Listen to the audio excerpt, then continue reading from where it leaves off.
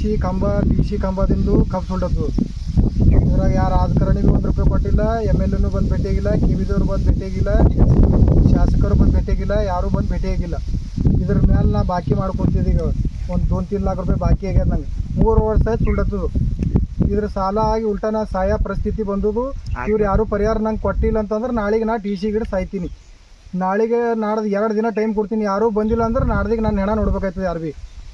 ನಿಮ್ಮ ಹೆಸರು ಏನಂದ್ರಿ ಸರ್? ನನ್ನ ಹೆಸರು ರವಿ ರೀ. ನಿನ್ನೆ ಎಷ್ಟಕ್ಕಾಗ್ಯದ್ರಿ ಇದು? ನಿನ್ನ 2.5 ಆಗ್ಯದ್ರಿ. 2 ಪೂರಾ 2 ಎಕರೆ ಪೂರಾ ಆಗಿ ಹೋಗ್ಬಿಟ್ಟಿದ್ರಿ. 2 ಎಕರೆ ಪೂರ ಆಗ್ಯದ್ರಿ. ಎಷ್ಟು ವರ್ಷ ಹಿಡಿದು ಆಲತ್ತು ಸರ್ ಹಿಂಗೆ? ನಿಮ್ಮ 3 ವರ್ಷ ಹಿಡಿದು ಹಿಂಗೆ ಆಗಲತ್ತ ನೋಡ್ರಿ.